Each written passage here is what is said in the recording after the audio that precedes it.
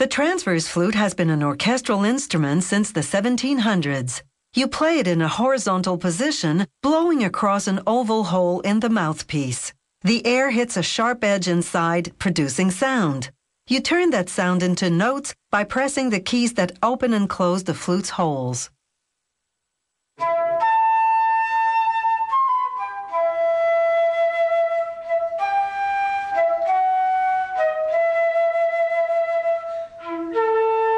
They begin production by inserting a solid steel bar into a sterling silver tube. Then, using a press, they lengthen it and taper it, reducing the diameter to 1.7 centimeters. This tube is part of what's called the head joint, one of 3 sections that make up the flute. The other sections are the center joint and the foot joint. Next, on another machine, they insert a second tube for the center joint. This device drills small holes to mark the position of each tone hole, the raised rim around each of the flute's holes. Now they insert titanium washers, called spiders, in the holes to help position the tone holes. They place a tone hole around each spider, securing it temporarily with copper wire. Once they solder the tone hole, they'll remove the spider. They solder little posts onto 3 strips of metal called ribs. The ribs and posts will later hold the flute's keys in place. Next, they use what's called a profile cutter to shave the tone holes by minute amounts to perfect the flute's sound. Now, using a wax injector and rubber molds, they create wax duplicates of the 120 different parts that make up the flute's 20 keys. Now they build what's called a tree. Using tweezers and a heated pen, they fuse the wax duplicates to a wax trunk that's 17 to 25 centimeters tall, depending on the type of flute. Then they place the tree in a perforated steel flask covered in masking tape. They pour in a liter of plaster, which hardens around the tree. Then they remove the tape and heat the flask. The wax melts through the holes, leaving plaster cavities in the shape of the key parts. The keys are made from tiny particles of silver or gold.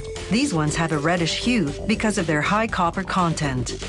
The craftsmen pour a carefully measured amount into the casting machine's upper chamber.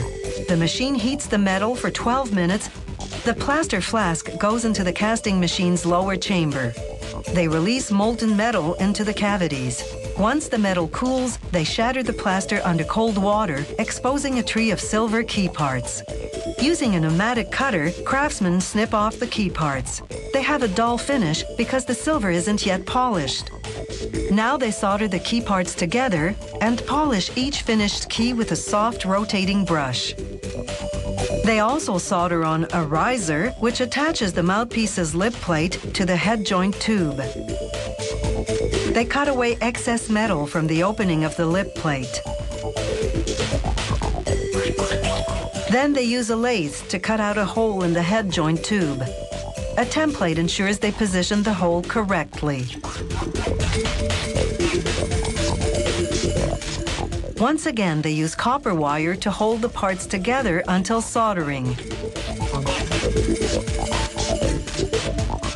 They solder the lip plate assembly to the head joint tube using a gas and oxygen torch. Next, they mount the keys using tiny wires called straight springs. The spring helps open and close each key over the corresponding tone hole.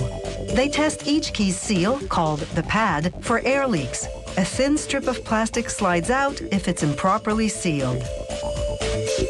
The pad is made up of a plastic washer and a felt cushion surrounded by a synthetic wrapper as thin as tissue paper.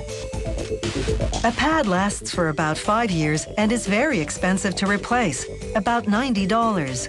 It's just one of up to 100 components in a flute, depending on the model. This company's flutes come in silver, gold, and platinum. They range in price from $9,000 to $48,000. Once all the keys are in place, a quick wipe to remove any pesky fingerprints. An engraver inscribes the serial number and company logo. After 120 hours of painstaking work, the flute is ready for its musical debut.